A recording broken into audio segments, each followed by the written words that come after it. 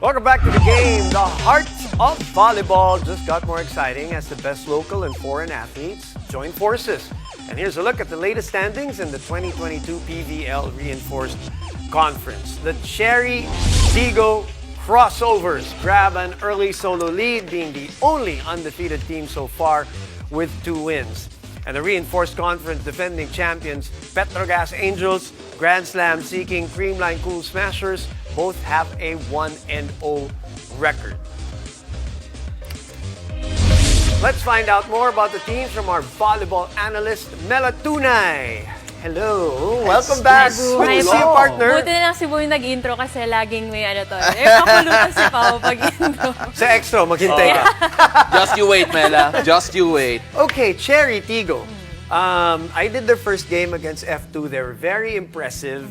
One of my favorite parts of that, and I'm sure makaka-relate ka dito, Mela, is yung pagbabalik ni EJ Laure. Yes. Tell me about your overall impressions of Cherry. 2-0 so far. Well, if there's anything about Cherry Tigo, how they look right now, it's really how their locals are performing. It kind of gives me their vibe during the 2021 Open Conference, wherein their system talaga, it's very, like, they really display dominance. And like right now, in their overall system, that's what I see. I covered their game also the other day. So parang, it's not just their offense, it's really their all-around game. Like even their defense, and it's not just their libero, even EJ, even Paat has gotten a lot of digs. So, parang healthy niya, no? Oo. So I think nakapag-adjust na sila because after the 2021 championship, Open Conference 2022, walang Jaja, Invitational, walang din. So, for me, it's only now that the locals are really embracing na they have to step up because all the rest of the other teams have been stepping up. You know, like the both of you, I've also covered them already sa Smart Giga play. But when you talk about Cherry,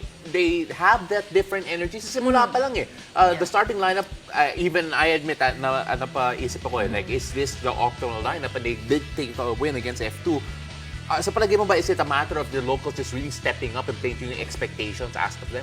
Yeah, for me, yes. Kasi like, they've had the same core before. They had Paat, they had Karandang Laure. But I think it's the level of play, like you mentioned, yung level of play ni EJ ngayon was like yung prime niya ng UAAP. So that adds up a lot of firepower to their lineup. Nag-unload din sila ng mga players. Yes, Kaya yung expectations, ano mangyayari dito sa kanila?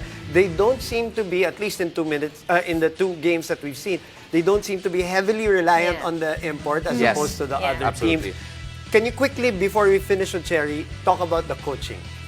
Well, it's very creative talaga kasi yun nga, they're not import-centric, and I think both setters, Alina and Jasmine, have been doing a great job distributing the balls. I mean, at some point, it was really Pat and Laure, but last game, they showed us how much potential their middle game has. I mean, not just Karandang, we've also seen some highlights from Baliton. So, I think, yun din, super creative talaga on how the coach utilizes everybody. Coach Aying.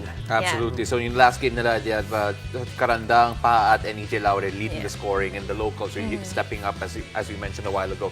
Moving on now to Akari, syempre getting the first win as a franchise. Always a big momentous occasion, a good milestone. Your thoughts on them, how they're looking and how they're adjusting to life in the limelight?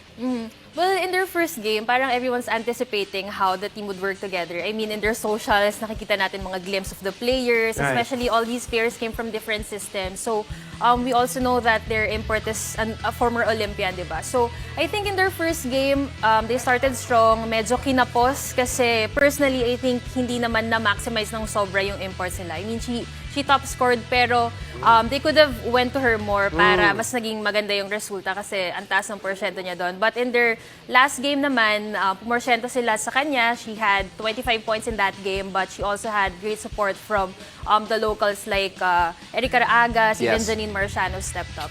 Si Erika Ragas, I talked to her prior to the start of the PVL, and the one thing that struck me about our conversation, she says she feels reborn, Mela, here as a pro with a new environment, a new team, with a coach who is teaching her a lot. What have you seen in the 2 games that she's played so far? Well, we covered her in the UAAP, so from then on, nakita ko talaga na ang laki ng potential ng bata. So, shucks, yung bata nakakatanda. Ang laki ng potential ni Erika. But then, like now, parang yun nga, it came from her.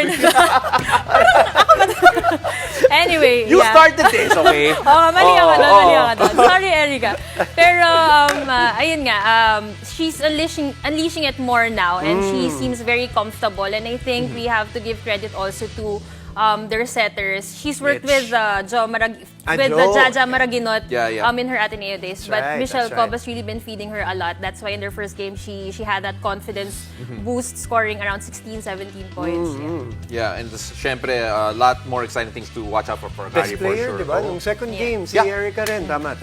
So let's take a look at some of the games tomorrow. Nako! Syempre, we can't not talk about it. Battle of Champions muna tayo. Cream9 versus Petrogas, a lot of matchups to look out for. Gia, Eliza, and Sed against Bang Pineda, who's #1 in digs right now. Van der Weyde and, of course, Jonas Abete. So many to watch out for. What are you most excited for with that match? Well, just like in Cherry Tigo, I'm most excited about seeing the locals of Petrogas really step up also. Kasi I think if there's one edge ng Creamline, it's really how their locals really play together. I mean, you can't really just rely on their import because we know, their locals can also contribute the same amount of output for their team. So, Jonas Abete was a revelation in their first game, and I'm really expecting that not just her, even the middles would contribute big time against a heavy loaded Creamline lineup. A lot of people not talking about Petrogas, ano? And Yeah. remember, they are the defending Yeah. champions officially of the Reinforced Conference, going up against the Grand Slam seeking champions. You saw the schedule. Pero in the same day tomorrow is F2. Yeah. They're struggling. We have to talk about that, Mela. How do they get out of the funk? Well, they have to bank on their experience also. Kasi despite everything that's been going on with them, I think this is the only season where they started with 2 losses. And Tama, that's very uncharacteristic of their system, of their lineup. And, we can't take away those years of experience, those list of awards for their team, for their individual players. So, they just have to go back to that and also know that they have a very reliable import, and even Kalei Mao is there. So Yeah. they have a fully stacked lineup that they really have to maximize. And like I told Pao off air, they just really need one good game for them to really Makaisa muna, no? para Parang ganun, no? ma-refresh sila and really have their confidence back. Tama. And of course, Army will try to be, will try to spoil the party when regards to that. And syempre, if you're Army though, and you know you're going up against F2, you probably want them, like right now, medyo grasping for straws, looking for answers.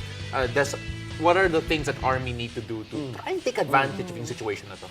Well, in contrast with the other teams, si Army naman, pero parang nagiging import-centric. Like, I personally haven't seen the same amount of play from Jovelyn Gonzaga. And I think it's a struggle also kasi she's an opposite. And she's going up against all the imports kasi diba most of the imports are open hitters. So Langside, oo. she's struggling, but like in a very familiar opponent in F2. I mean, she's been going up against them for so long. So maybe she could find a way to really support itong si Laura Condota in their game tomorrow.